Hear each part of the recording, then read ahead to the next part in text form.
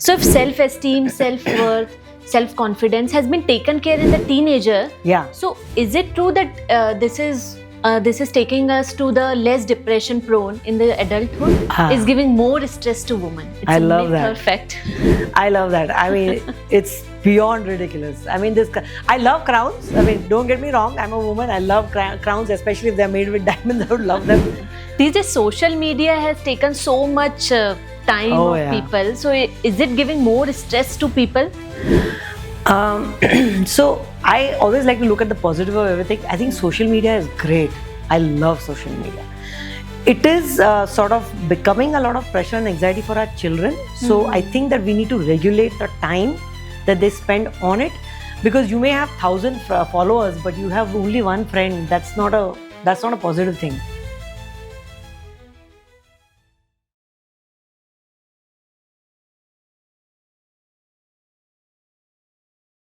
I don't feel hungry these days. Or I don't feel like meeting anyone these days. I don't feel like going anywhere. I am not like this. So, are these your thoughts sometimes? Yes, these are my thoughts sometimes too. But I would say, if you are not okay, I would definitely say it's okay to not to be okay. Physical diet, physical fitness, we all talk about, and there's so much content about it. But very few times we talk about mental fitness and mental diet. Do you know that there is a survey till the age of 12, an average boy and an average girl's confidence is same. But by the age of 14, an average girl is far less confident than an average boy. Why is that so? Let's try to find out today in our podcast. So today we have very special guest who has come here to change the way we think about the mental fitness. She is not just a coach. She is a mentor and source of unshakable support for the woman thriving for balance and confidence in their life. As a woman, we play many roles. It's very easy for our mental well-being to take the back seat. That's where our guest comes in. With her expertise in mental fitness coaching, she equips women with very practical tools like journaling. And she guides them and to build the inner strength in every aspect of life. Whether you are a woman who is navigating the career growth, managing relationships, or just striving for personal growth in your life, this podcast is for you. So please welcome our today's guest, Mrs. Seema Mehta. She has 14 plus years of experience in mental fitness coaching. So please welcome Mrs. Seema Mehta. Hello Seema ma'am. Welcome Hi. to the channel Talk with Supermoms. Thank you so much, and thank you for having me here. It's our pleasure. So ma'am, today we are talking about the mental fitness, right? Why we are having this talk? Like, I want to understand from last 10 years, Right. mental fitness has gone down of the woman or the awareness has increased? So I'm going to take a very simple example. So last week I was having this conversation with my mother about menopause, because I'm exactly at that point. And she said, "Oh, I never had menopause." And I'm like, "No, that's not possible. It's biologically not possible for you to not have menopause." So you're absolutely right. The awareness and the conversation about mental fitness has started going up. It's not like women did not have the symptoms before. They did go through the anxiety and the stress and all of those things, but they never talked about it because there was no information available. Even today, women are struggling with information, and there's a lot of stuff out there which is very confusing, and that's exactly my mission, to kind of change that. So yeah, you're right. It is the awareness that has gone up, but the fitness has not. We are still struggling. As women, we are still struggling. We have new challenges today. So I have read somewhere that as compared to men, women are more prone to anxiety, stress. So is that so? Is it really true? Well, there is a statistic by World Health Organization, WHO, where it says that women have twice the amount of anxiety that men have. And one of the reasons for that is, if you just think about your own day-to-day life, right? If you're having a conversation with some men, when you talk to a man, he literally takes it as a black and a white. While women, we will sit down and we'll become overthinkers. We'll think too much about it. Yes. We also embrace so many different roles, right? Apart from being career women, we are also inborn nurturers. That's some hormone that is present in our systems. And so we take care of family, we take care of social, we take care of career. So many aspects we are balancing. So the anxiety and the stress within us increases because of that. So yes, it's true that women have twice as much anxiety and stress than men. Ma'am, as in the starting I said, like not feeling hungry, not Yeah. feeling like meeting anyone, Yeah, not feeling like yeah. going out. Yeah. Are these symptoms of anxiety and stress? So I'll tell you, I'm glad you asked that question because a lot of people misunderstand the differences between stress, anxiety, and depression. Depression is a far more serious issue where you literally will have to take some kind of medical expertise or medication and a lot of therapy to get you the tools to help you out of it. There's a lot of chemical imbalances also, and it can be a far more serious disease. Yes. Well, there's everyday challenges that kind of disrupt our mental state. Anxiety, stress, feeling low. All these can be attributed to biological changes, hormones. It can be the physiological external environment that we are in. So it's a lot of those factors. So it has to be distinguished. So I'm so glad that you asked that question. So if a woman is feeling these symptoms, Yeah. so they are like Yeah, I mean, towards listen, we came to this earth with lots of feelings. I mean, we've been sent down here. Feelings are never going to go away. We are always going to feel challenged. We are always going to feel anxious. We are always going to feel stressed. The key is to be able to manage those feelings, which means that we need to keep ourselves in what is called the learning space. The learning space is where you can convert your feelings, use skills, and regulate your emotions. So the goal that I am trying to promote is that stay in that learning space. If you stay in that learning space, you will be able to take up those skills to handle those feelings, because feelings are never going to go away. Kal, Yes. something will happen, one new challenge will happen, some hormonal changes will happen, and you will be constantly feeling those feelings. Yes. Frustration, anger, stress, anxiety, all of those. maybe more. So how do you handle that and emotionally regulate is the challenge. And that's where the skill set comes in, which is why I'm trying to push journaling, because journaling creates that learning space. Wow. Yeah. We'll come to journaling later. Sure. We will talk about it in detail. So as I said in the intro also, that Yeah. like by the age of 14, Yeah. an average girl is far less confident than an average boy. Correct. So if self-esteem, self-worth, self-confidence has been taken care in the teenager, Yeah. so is it true that this is taking us to the less depression prone in the adulthood? So I'll tell you, with girls, puberty, as well, boys go through it too. But with girls, what happens is there's a slightly different equation with girls. Puberty, of course, and hormonal changes, of course, body changes, of course, impacts girls tremendously. But it's not just that. I think there's a little bit of social conditioning also. We have a certain expectation from girls that hasn't changed even today. Yeah. We expect the man to be the provider and the girl to be the nurturer.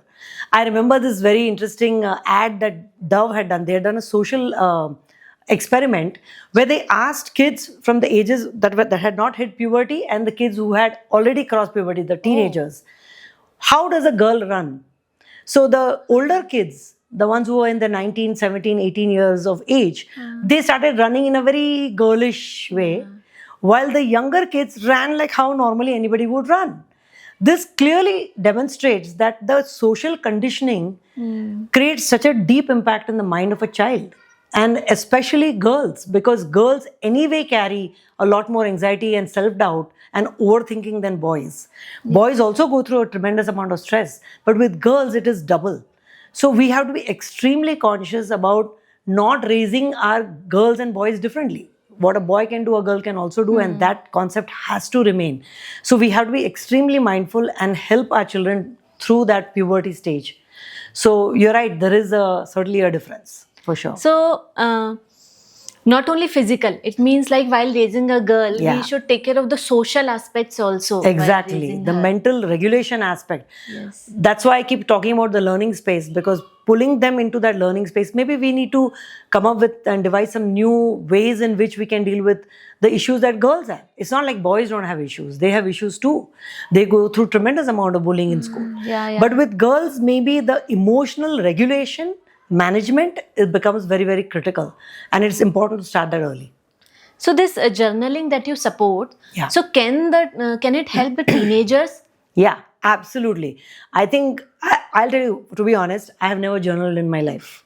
But I started with this journey of Atmika. I started journaling probably 300 days ago.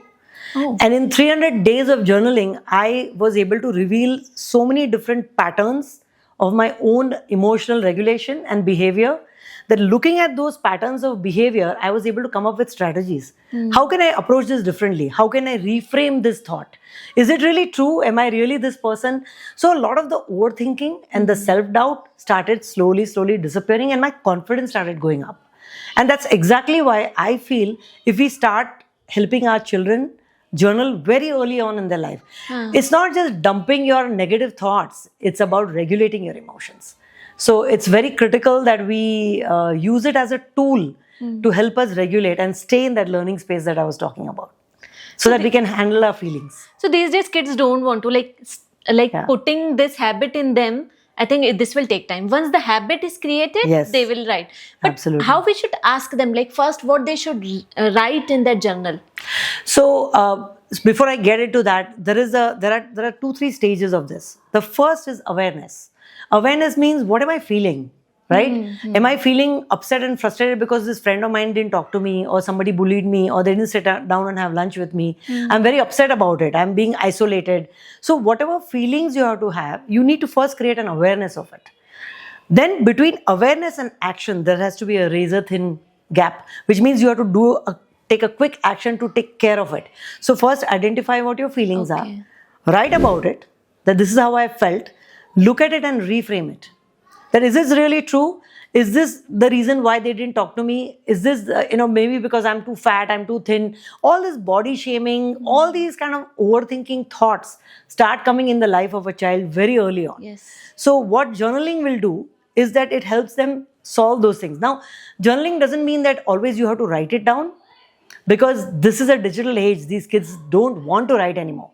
I would highly recommend writing it on a piece of paper, but there is a digital way to do it too. For example, my own daughter, when she was going through that entire puberty stage, she was dealing with a lot of anxiety and stress, and she decided to do something called she created video logs, and she started talking about what she was feeling, and within days tons of girls and boys also connected with her and says, you know what, I'm going through the same thing.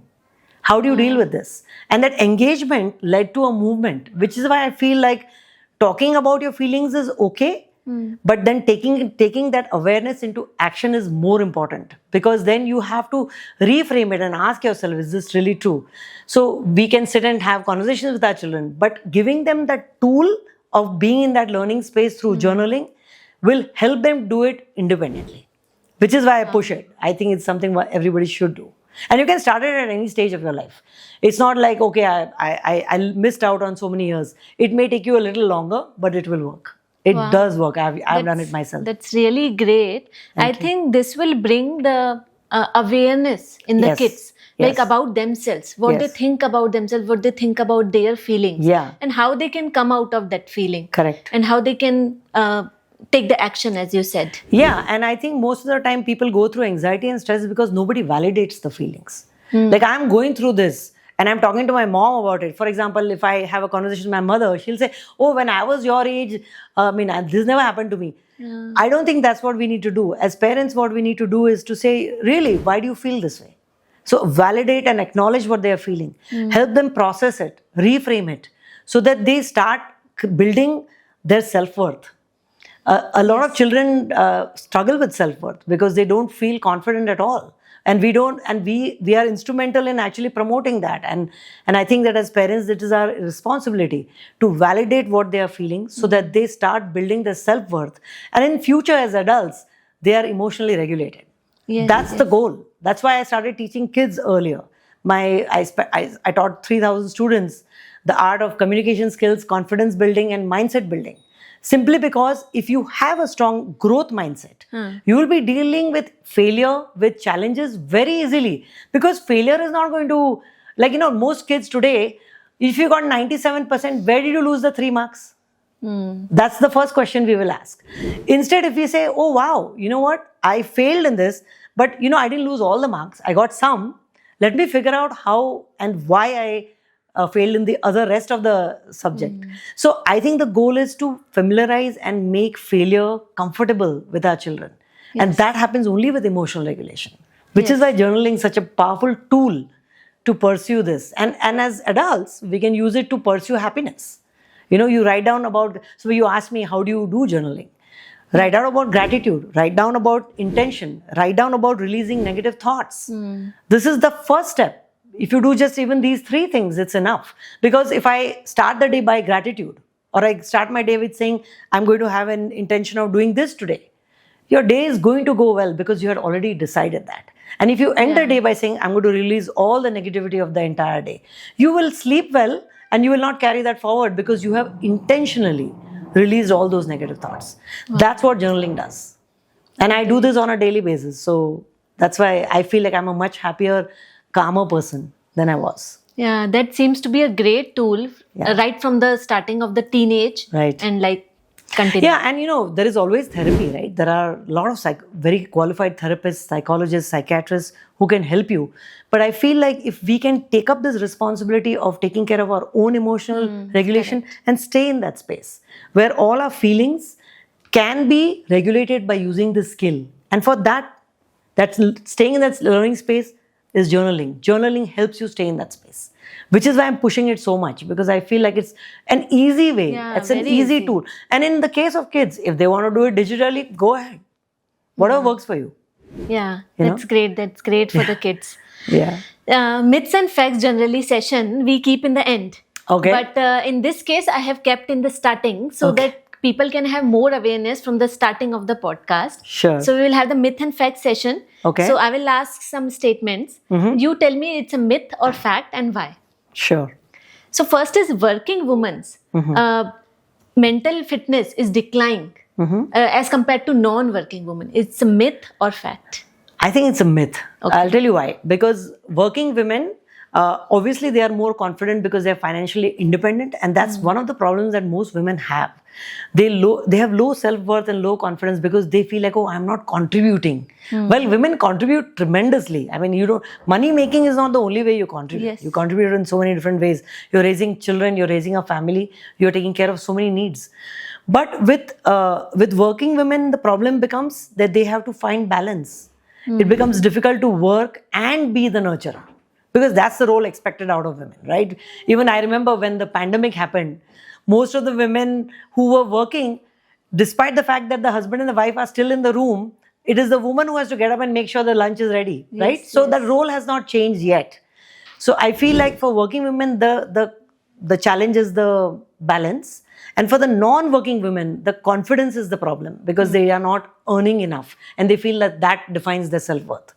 So we need to have confidence in both areas where we have to say, okay, I have to set boundaries as a working woman and I have to let go of some of the responsibilities and share it with my partner. Yes. While a non-working woman who may not be earning any money, she needs to actually promote her ability to actually run a house and talk about it regularly and make it sound like it is a job, because that's what it is. Okay. So I think that it is a myth that one person is more confident than the other or It's more not conscious. like profession-wise, I think it's everybody not suffers. related. Everybody suffers. In every other some other things. Yes, because these are feelings, right? These feelings are going to come to everyone, whether you are working or you're not working. Problems of the social conditioning have not changed. Yes. A woman is still playing the role of nurturer, despite the fact that she's working and making money. So what has changed? Yes, true. So next statement is this crown of perfection is giving more stress to women. It's I a love myth that. or fact. I love that. I mean, it's beyond ridiculous. I mean, I love crowns. I mean, don't get me wrong. I'm a woman. I love crowns, especially if they're made with diamonds. I would love them. But I think perfectionism is probably instrumental in a lot of mental health problems. When you're so focused on the outcome, you put so much pressure on yourself, which is why today a lot of children also, I have to get 100 out of 100. That's perfectionism. What we have to focus is the process. Yeah. And it's like slow living, right? Which is why journaling is so critical, because it allows you to slowly, sort of burn the fire slowly and kind of absorb the learning slowly. Yeah. And you don't worry about the outcome. I think we put too much pressure on the clock. Array, by this date, you have to do this. By this time, you have to get married. By this time, you have to have children. By this time, this kind of pressure of perfectionism. Our life is not like a compartment of a train. It's not one compartment after the other. It's everything is thrown at you at the same time, right? So how do you deal with all this? How do you juggle with all of these things when you don't put the pressure of perfectionism? So this crown, should be just toppled. So yeah, we should enjoy the process. Enjoy rather the than process. Yeah, enjoy the process. Celebrate small wins. Take small actions. Like a lot of people think that I have to do big things in order to fulfill my goals. I mean, look at you, for example. I read about you and you said that you're an engineer and like you were working in this company and then you decided to follow your passion. Yeah. It's going to take some time, but it'll get you there because you're taking a small action every single day. And that's what it is. And then you got to celebrate every little win that you have because that's what makes the journey worthwhile. I think we put too much pressure on perfection. I don't believe in it. Yeah, at all. I think we take too much pressure Yeah. of becoming perfect mom, perfect daughter-in-law, perfect wife. And we think, efficiency, right? That's the word. I'm very efficient. But efficiency doesn't do anything. It just puts pressure on you. Yes. I mean, be efficient, but you don't have to take it as a pressure. So yeah, perfect wife, perfect mother, perfect daughter-in-law. I think it's crazy. I don't believe in it. Yeah. These days, social media has taken so much time Oh, of yeah. people. So is it giving more stress to people? So I always like to look at the positive of everything. I think social media is great. I love social media. It is sort of becoming a lot of pressure and anxiety for our children. So I think that we need to regulate the time that they spend on it because you may have 1,000 followers, but you have only one friend. That's not a positive thing. And I think a lot of women, especially if you're speaking specifically for women, Yes. a lot of body shaming is happening. Beauty standards are getting like, we are looking at other people's lives and thinking, oh, there's a FOMO effect. I'm like, oh, I'm not doing this. Oh, my husband is not doing this. Oh, we need to take these holidays. We need to go to Mauritius and sit on the beach or whatever. So this social media has this other side to it, which is very, I think, puts a lot of mental pressure. And if you can sort of separate yourself from it, and that again, I'll go back to journaling. It helps you do that because it's a reality check. If I feel like, oh, my husband doesn't take me anywhere, we don't go on vacation anywhere because I saw all my friends, they're having such a good time, they're partying and all. They didn't call me for this party. It's just going to create more anxiety. What's the point of doing that? So if you can have that emotional regulation to separate yourself from that, then I think social media is amazing. It connects people so well. Yeah. I learned so much from social media. Yeah, I think you have shown both the aspects Yeah. of the social media. Yeah. If we want to learn good content Yeah. from the social media, there's a good content also. Yeah, if I am, for example, I have lately started doing a lot of reels. So I have to look a certain way. I have to get, for example, we talked about the microphone, right? So I learned this through social media. That's how I learned. I was talking to my daughter this morning and she was talking about how she tracks all her college assignments because she saw it on TikTok. And she learned how to do very productively do all her assignments on time. So if you can pick up these positive things, it's great. I think it's a great way to connect people. But we have to separate it and we cannot be obsessed by it. Yes. That's what it is. So we cannot say it's a myth or fact, but Yeah. it's up to us. Yeah. What we want You have to take find the from balance. social media. Absolutely. You're right about that. Okay. Yeah. So this is our end of myth and fact session. Okay. So thank you so much. We will go ahead with our questions related to women in their life.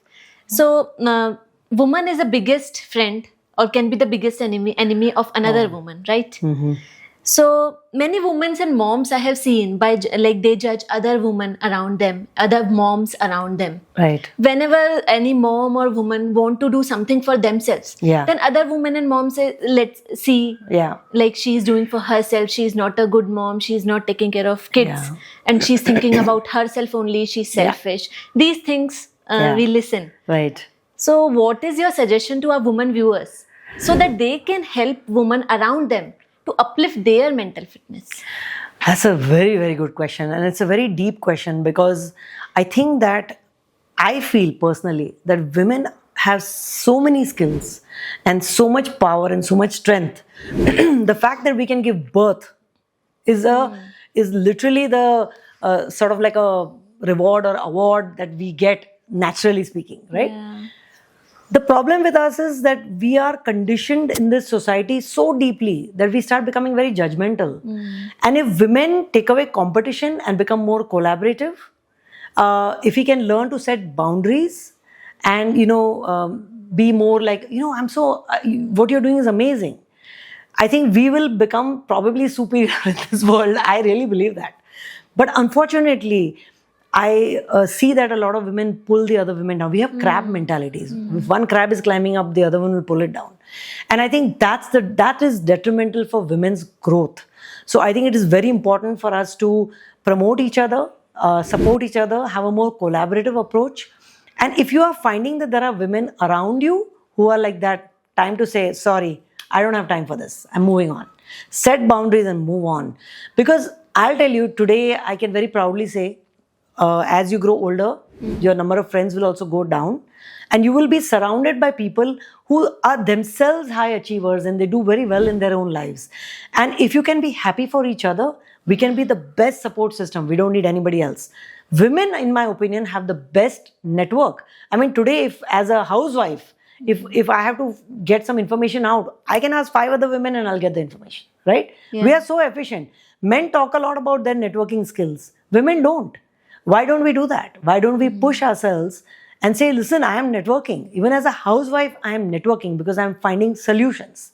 And if we have that empathetic, kind, collaborative approach as individuals, then it doesn't matter whether you're a man or a woman. Everybody can be living in a more collaborative space than competitive space. So yeah, women, if they are doing that, it is a mental problem. It is a mental health problem. If you are jealous about somebody else's success, then you really need to work on yourself. Yes. That's what I would say. Okay, so women who stay with the relatives, they think so much about them, like Yeah. in the family.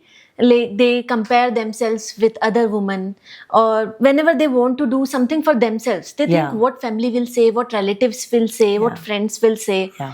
So please suggest our women viewers so that they can come out of this self-acceptance doubt. Yeah, see, there are 2 parts to this. The first part is that we have a hormone called estrogen in our system, Okay. which makes us natural nurturers. Which means that we care about every single person's opinion. And like, not in the sense that you don't need to validate me, but we care about making sure that, it doesn't disturb my mother-in-law and it doesn't disturb my husband. It doesn't disturb my children. That is a natural estrogen hormone that we have, and we tend to succumb to that very easily. And there's nothing wrong with that. That's a very pure and positive, empathetic approach that women have. Yeah, that's a good quality. It's an excellent quality, and I think women should certainly nurture that. And when you hit menopause, the estrogen level starts dropping.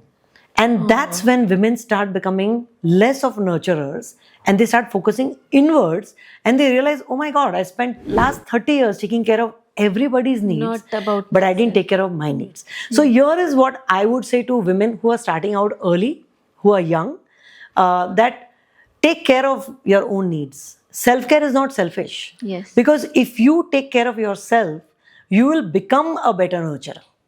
You will be able to set boundaries, and some people may not like it.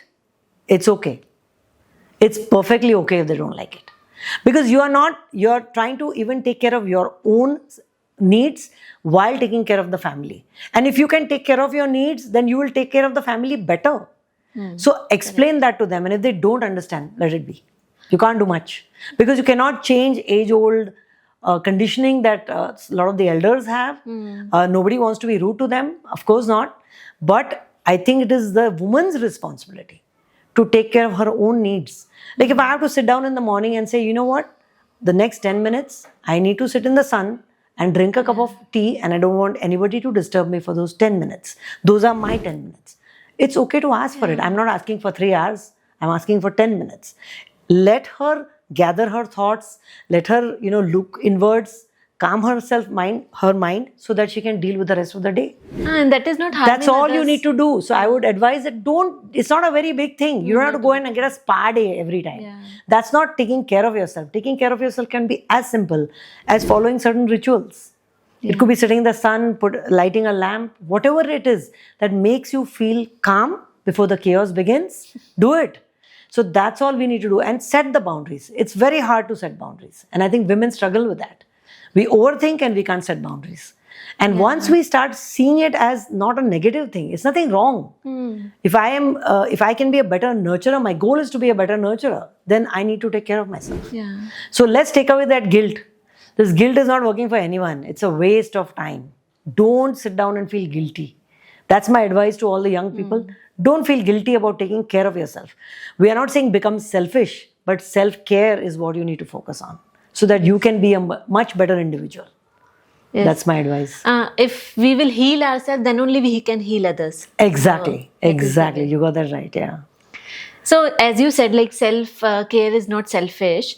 So like women can't say no sometimes, like Yeah. whether it's a working environment or family environment. Like they say, if I will say no, what my boss will think, if I'm a weak person, Yes. or what my family will think, they will feel that she's becoming Yeah. selfish. Yeah. So what is your suggestion on that? So I'll tackle it in two ways. One is the working woman, and the other is maybe a stay-at-home mom or someone who has her own business or whatever.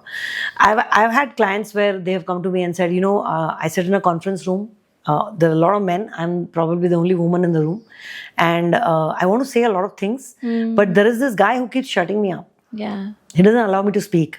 And I have come from a family where I've been taught to be quiet up. or not speak out of turn. Okay. So I can't be rude. So what can I do and how can I handle this person? Okay. So I said, this is a classic case of setting boundaries, right? How do you set boundaries where your opinion is important and critical? So I said, you can think about this way. If I don't say anything, what are the consequences of me not saying anything? It can lead to a bad idea. Maybe a really, really good idea would fail. A team will suffer. There's a list of things that you can write down. So the only thing that is separating me from a successful idea from coming to fruition and me keeping quiet is me not setting that boundary. So you can say, you know what, I love what you have just said. You can do it with empathy and let's use our talents. We are nurturers. We are internally kind and empathetic in nature. So let's use it to our advantage and say, listen, I understand what you're saying. I love your ideas. Here is a different way of looking at it. I want to see if you guys agree with me and look at everybody else. Make eye contact. Yes. And there is no reason why anybody will not let you talk. As far as the housewives are concerned, or people even at home, you may not be a housewife, but you are dealing with somebody who says, can you help me with this? And you say, no, but I have some work to do. I have a podcast to do. I can't come right now. And they'll feel bad. Yeah. But they'll get over it. They will get over it. I promise you. Because the more people will see, and it's the way you communicate, right? That you know what, I'd love to help you. Let me finish this and I'll get to you. Yeah. Set those boundaries. Yeah, there's a way to There is a way to do communicate. it. You don't have to be rude and say, sorry, I don't have time for you. Correct. No, you don't need to do that. We are nurturers. So let's use our skill as nurturers and use it to our advantage and say, I would love to get there. I would love to help you there. I'd love to visit you at this time.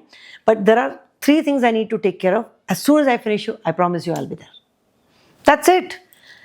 Setting boundaries is not being rude. It's about taking care of what your needs are and then becoming that loyal friend or whatever. Yeah, or that correct. daughter-in-law or that mother or whatever. Like I set boundaries with my kids all the time. I'm busy right now. Okay. And I'd love to get to what you want to talk about. Like as I was leaving for this podcast, my daughter wanted to tell me all about her day. And I said, you know what? I'm loving your energy. I love what you're saying. Give me an hour. I'll be back and let's reconnect and we'll talk about it. Oh, where are you going? Then she got more interested in what I was doing. She didn't feel bad.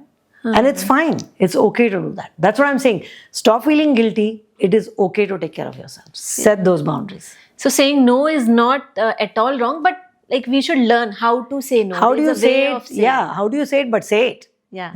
Make sure you say it. Correct. If we talk about identity of the woman, Yeah.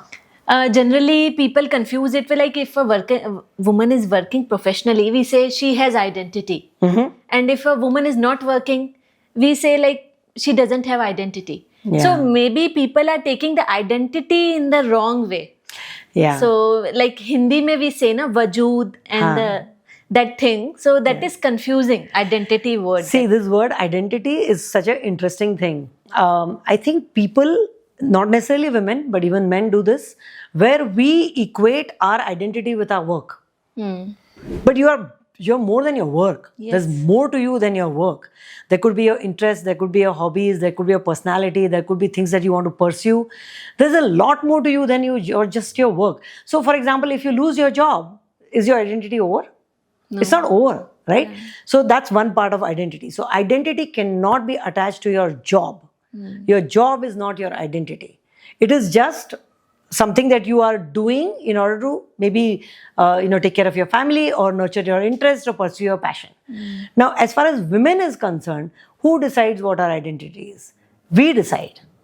Yes. So unless and until we don't understand that, like if somebody asked me this question recently, like who would be the person you would want to be Okay. if you have to be successful? And I thought of Amitabh Bachchan.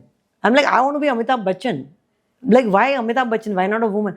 I'm like, because for me, identity is not the gender of the person, also. it is the traits of the person. So if you start thinking of your identity as that, what is the trait that I want to, like if I want to be a successful career woman and at the same time balancing my house and taking care of my children, my family, what is my identity? I want to be somebody who pursues my dreams. At the same time, I'm there for my kids. At the same time, I set boundaries. That's the identity I want. So again, going back to journaling, sit down and think about who is the kind of person I want to emulate. And that's the identity I want to attach myself to.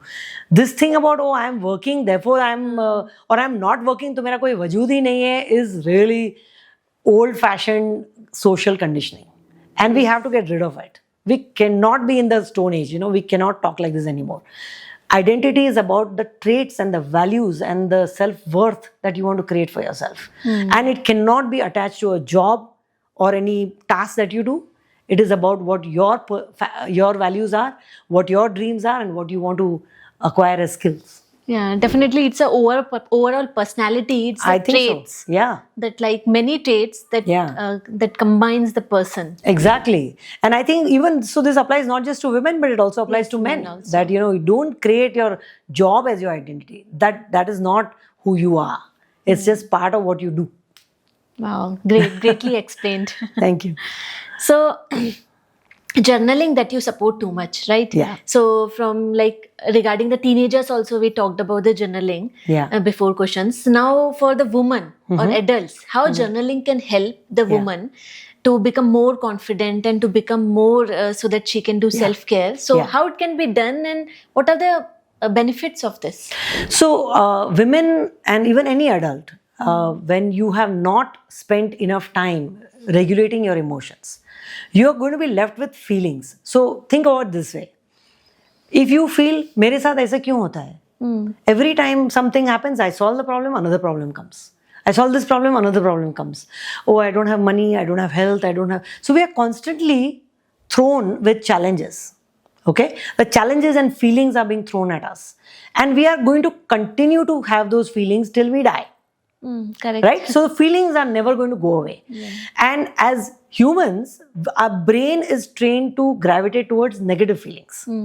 First thing that comes to us is, oh, what if this goes wrong? What if everything fails? What if the light goes off? The camera doesn't work? The sound goes off? We're constantly thinking negative thoughts first, which means that we need to acquire skills for those feelings to regulate those emotions so that we can handle them. Because that's all we can do. That is within our control. That means we have to keep ourselves within that learning space. And that's what journaling does. It keeps you in that mode of, I'm a learner. I'm learning. Okay, so I had this failure, massive failure. This went completely wrong. And I looked like an idiot. I looked like a fool and everybody laughed at me and it was horrible. Or this person didn't call me and everybody else was invited and I felt horrible. How do you process those very strong negative feelings? So the goal is to say, okay, as an adult, I was not taught that as a child, to stay in that learning space. So how do I change that? We need to do a lot of active journaling. You have to put in all your thoughts, create I actually teach this as a coaching session. How do you journal? And there are certain steps that you have to go through in order to process all of these feelings so that then you can handle any challenge. Because I'm going to tell you, challenges are going to come. Feelings are going to come. But do you have the skills to match those feelings? And if you can connect these two, through a learning space. Stay in that learning space. And that's what journaling does for you. It's a tool. You sit down and you write down, you reframe, you rethink, you ask yourself questions. Is this really true? Am I really this person? What can I do about it? Okay, so I felt really bad. Somebody said this to me. I felt horrible. I felt hurt. And I'm validating and I'm naming the emotion. I'm looking at it. When you do that, you distance yourself from that emotion. When you write it down, correct. what you're doing is you're distancing yourself from that emotion.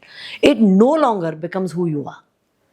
You are now establishing your self-worth because this is not who I am. Yes, I felt hurt. I'm validating my feelings. I'm reframing my thoughts. And now I know how to process them. What can I do to process this? What did I learn out of this?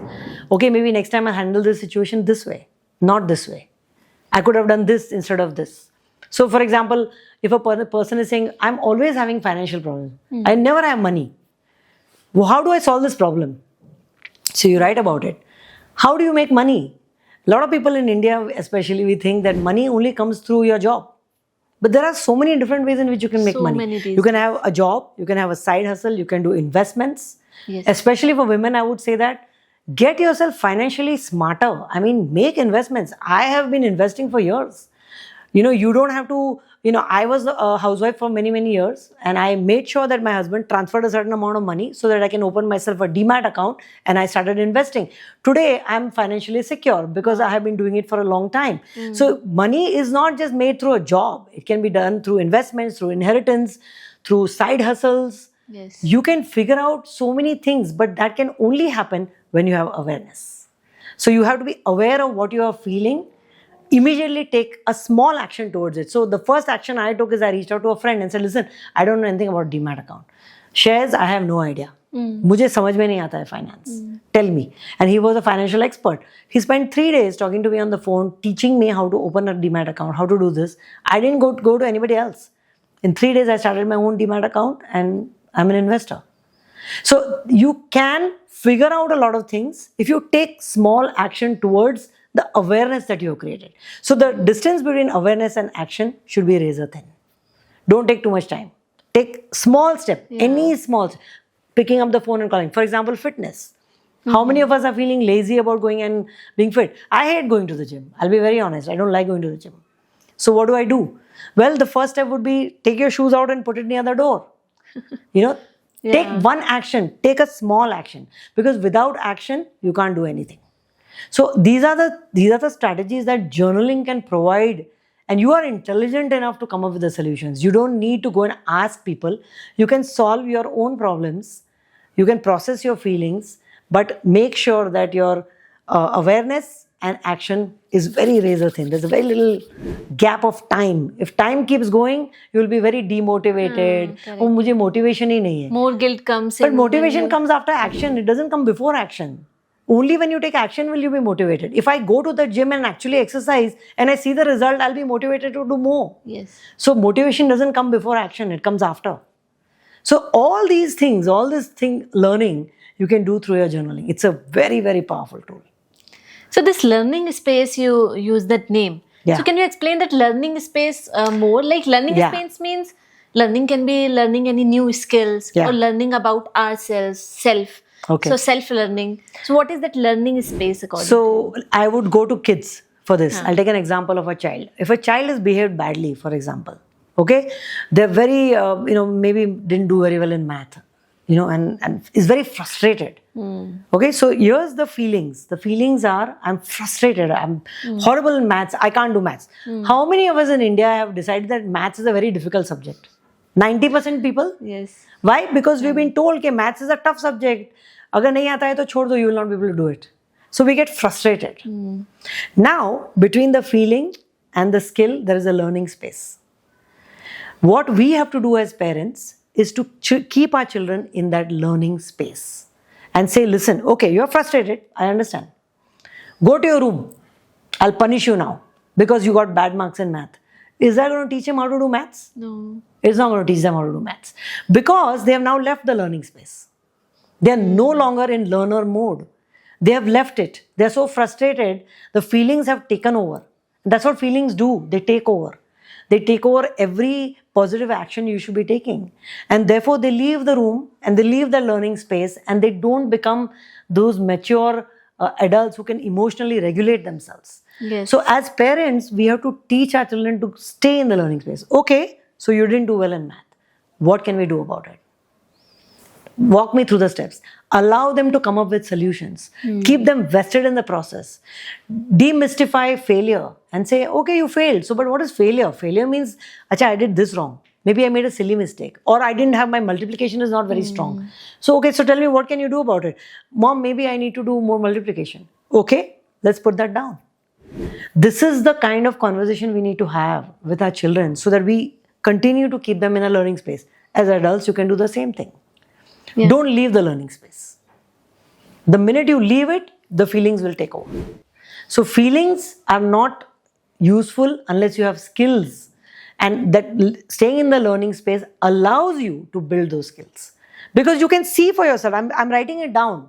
Oh my God, I did so badly. Oh, I was so upset. You're writing all these things down and then you distance yourselves from those feelings. Then you can see that, oh, this was so silly. Why was I upset about this? I could have handled it this way. I could have thought of this. And then you say, okay, the next time I'll be careful. That's what it is. So your feelings and your skills have to come together. And for that, you need to stay in the learning space. I think that we are learners till we die. Yeah, definitely. Even as children, even as teenagers or as adults, this process has to continue. Yes. Only then we'll be well-regulated, emotionally regulated adults. And that's my goal. I want more and more people to understand this very simple concept. That if you keep yourself in a learner mode, the ego goes away, all those feelings that take over your life go away. Because we have something, it's called the censor. There's a beautiful book called The Artist Way by Julia Cameron, and she talks about this. That there is something called a censor in your head, which is like, think of it as a hissing serpent. It's constantly telling you, you can't do this, you're not good enough, you're too fat, you're too thin, you're too this. And that censor takes over our process of thinking. More than outside world, inside only we So get your this internal environment needs to become stronger because whatever is happening outside, you can handle better if your internal environment is strong. That's why journaling works. So journaling, as you said, like I should write at the end of the day or start of the day, and like what is the process? So it's really a personal thing. You could decide that at the end of the day, I will talk about gratitude, I will talk about releasing negative thoughts, and I'll talk about intention. Or you can start the day. Like for me, every single day at 8 o'clock in the morning, I journal. The reason why I journal in the morning and it works for me, it may not work for you. It works for me is because it allows me to go into that frame of mind of the intention. What is the intention of the day? I want to be able to stay calm because today I know I'm going to be dealing with a very challenging situation. Or I'm going to meet maybe my in-laws who are very upset with me about something. So I am going to intentionally set my mindset that I'm going to be calm. Okay. So I like doing it in the morning so that then the rest of the day is good. But releasing negative energy at the end of the day is also very, very useful For sleep. because then you sleep well. It's like, it's like a checkout, right? You go to a job, you put in the card, right? Your employment card, and you checked out because you've allowed those thoughts to get out of your head and you're not disturbed anymore and you sleep well. So you can decide, you can even do it twice a day if you want to. Take 5 minutes. If that's all you have, then just do 5 minutes. Just write these 3 things. What am I grateful for? What is the thing that I want to release today? And what is my intention for the day? And intention could be your work-related intention. Today I want to finish 5 chapters. Or I want to have 3 meetings or whatever. Set the intention for the day. And then you see the day will go really well. Wow, that's a really simple tool and very old tool, but we didn't know that is very important, and this can change our life slowly with the small steps. Absolutely. It's just a matter of creating habits. And habits, so your thoughts can lead to your feelings lead to action or habits, and your habits become your identity. Life. Yes. Right? So you have to process these 4 things. That's why I pushed the idea of staying in that learning space and doing journaling. Yeah, I'm actually becoming more curious about this journaling topic. So you said like you write about your feelings. Yeah. But I wrote like I felt bad today. This person didn't treat me well today. Yeah. But after that, what? So there is a structure to it. The first step would be to write down gratitude. I start with gratitude. Why? Because when I am in the state of gratitude, I am not complaining anymore because there's nothing missing in my life. I'm already in a positive state of mind. So you, instead of being complaining, you will stay in that state of being positive, and gratitude sustains positivity. There's no doubt about it. So once I'm in that gratitude state, I write down about what I'm feeling. This is what happened, and that is really, I'm getting very upset, right? So you write about all that. Then you write about your outcome. As a result of this, it made me feel this. So now you've validated and written down about your emotion you're feeling. Then comes the next step of learning. What did I learn out of this? That's where the reframing, the action, the solution, the strategy comes out. And you'll be amazed how smart you are, because you can yourself figure this out. And then you write the intention of the day and affirmations. I like affirmations to be the end of my journaling, because affirmations reminds me to stay in that. So I start positively and I end positively. It reminds me of my own strengths and what I can do. And it's kind of like that, if you say the same thing again and again, your brain gets rewired to believe it. Yeah. That's the law of attraction and manifestation. So I like to end with an affirmation. And I have only one simple affirmation I do every single day. So, yeah. Yeah, so thank you so much for telling us about journaling. It seems a great tool which can change a person's life with some very basic tool. Yes, absolutely. I'm also amazed to know we knew that our parents used to say you should write journaling, but I also never done it. Yeah, in my life. It will take a little bit of a few iterations. Like, I didn't come up with this structure overnight. It took a little bit of iteration to see I added intentions much later. I added affirmations much later. But I felt that it's a very nice structure that I have created. I have actually creating a course and a program for it. Wow. Because it helps people. You have to have patience. Right? It's not something that will happen overnight. You had years and years of social conditioning and build up. It's going to take you some time to get over it. So be patient with yourself, be kind to yourself. But it will work. That is guaranteed.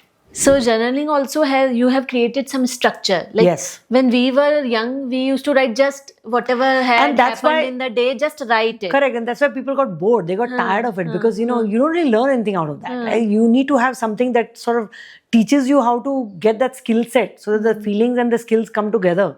Otherwise, there's no point. I'm just writing out my feelings. But you don't change. Yeah.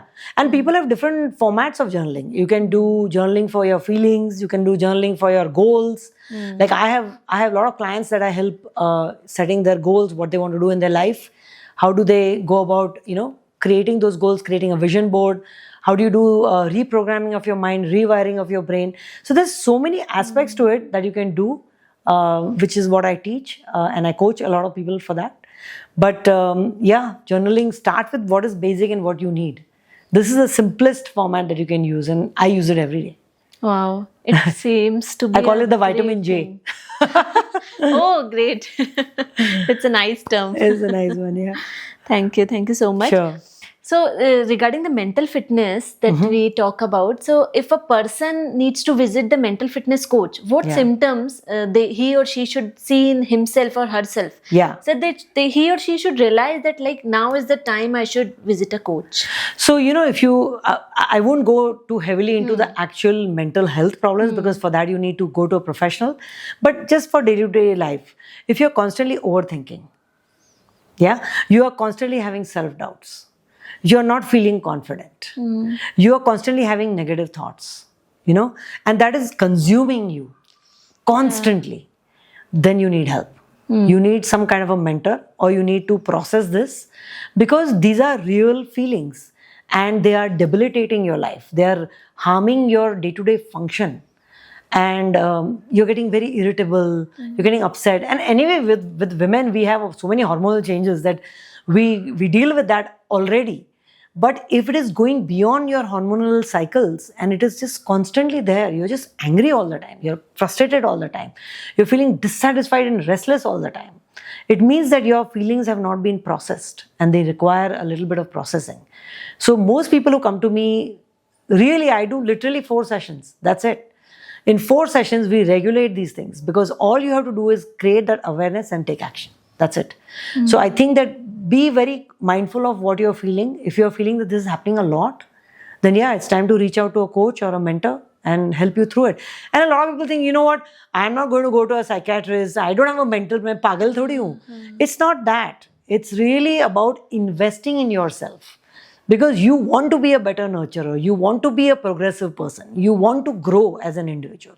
If those are your intentions, then you need to make the investment for, clearing out all these things. That's why I encourage people that, don't think of it as, oh, I'm going to a doctor and, मेरे को कुछ mental problem है. It's not like that. All of us will go through these very difficult feelings. And people have challenges. I've had a woman who lost her child. And very hard, and it's not something that I can help her with. But if we talked about how she can create a different goal and intention in her life that will divert her grief in helping somebody else, and that helped. So she's able to process it better. So people have lots of difficult challenges, or they have very simple challenges. But challenges are challenges, small or big, it doesn't matter. The goal is to process them and do it at the right time. Even your kids, if you see that they are getting very frustrated, and if you can't help them as a mother because you're so close to them, then step back and allow somebody else to do it. Yes. Sometimes some event in life, as you said, that mother's example, subconscious mind, it affects us. And we don't know, because of that event, we are like this. Yeah. So that time we have I would like to address that for a second. So it's very simple. Here's your subconscious mind, here's your conscious mind. In the middle is a portal called the mindset. Your subconscious mind is really your limiting beliefs. So as a child, if you were told, "Arey, you can't do this, you're too fat, you're too dark, you're too light," whatever. All those belief systems, and nobody does it intentionally to hurt you, but whatever they know, they tell you, right? That don't touch that fire, you'll get burnt. We've been told that, right? So we are constantly being told what we should not do. And that stays in your subconscious mind, and it is very deep. It's like an iceberg. An iceberg, if you see it, you only see the top part. But the main part of the iceberg is actually under the water, right? That's your subconscious mind. What you need to do is the portal in the middle, which is your mindset. If you can have a growth mindset, you can take those limiting beliefs, reprogram your brain, rewire your brain, so that what is coming out in your conscious mind is that emotional regulation, where you are able to handle yourself or any situation with great ease. So our mindset is a very critical thing. So I can say, for example, I'm very stressed, but I can also say, you know what, I'm so glad I'm stressed, because stress is pushing me to do better. Or the other day, my husband was saying, "Why are you regretting it?" I said, no, regret is a good thing. It's a positive thing, because now I know what to do better. I didn't do this before, but now I'll do it. So you can completely rewire your brain to look at things in a very different way. And that's your mindset. That's called the growth mindset, which is Carol Dweck has talked about it relentlessly. And it's a great thing. And most people are in the fixed mindset, where failure is bad, I can't do this, we give up. But the courage really comes from your tenacity to continue.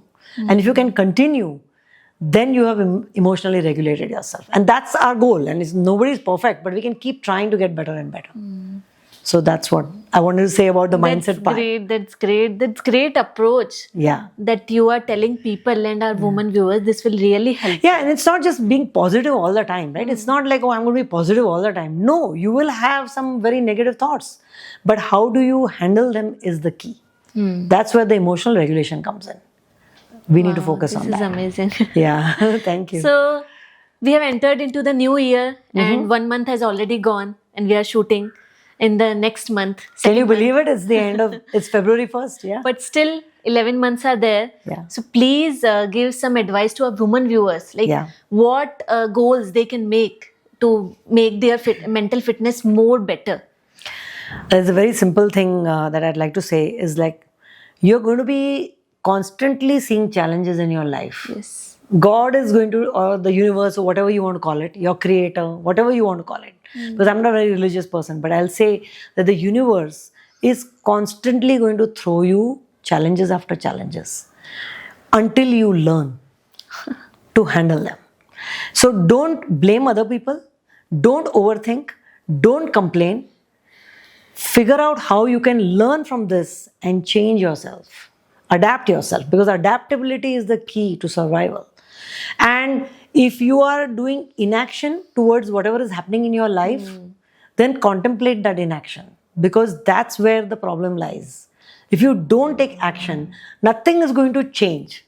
That means, so if you say, oh, मेरे साथ ऐसे क्यों होता है? Because you have done nothing about it. So if we as women, we need to stop complaining, oh, I'm a woman, I can't do this. No. You can do something about it. You can set boundaries. You can stop overthinking. You can stop having self-doubts. You can regulate your emotions. You have the strength within. You give birth to kids. You can do anything. So that's my advice to a lot of women, that, take small actions, take small steps, and keep celebrating every little action you took and every little win you have, because it is not about perfection, it's about progress. Wow, thank So you. that's Thank what you I so would say. much for coming here and guiding our women viewers Thank so that you. they can uplift by themselves their mental fitness. So thank you so much. I also understand the importance of mental fitness, and now women viewers who are viewers, they will also understand the importance of mental fitness. Like Yes. physical fitness is important, mental fitness is also Equally equally important. That's right. Thank you for having me, Swati. It was great chatting with you. Thank you so much. So, hello, woman. So, seeking help for the mental issues is not the sign of weakness, it's the sign of strength. So, if you are struggling for overthinking, and if you are feeling sad about the things and it's for long time, so please don't hesitate to take the help from the coaches, mental fitness coaches. And please use the tools, as our guest said, like many tools are available, many people are there to help you. So please take help. Don't stay in the loop of self acceptance doubt. So if you have any doubt regarding the mental fitness, please give us the comment. We will try to get the answers from the coach. So, and if you like the podcast, please subscribe the channel so that you should not miss our upcoming podcast. Thank you.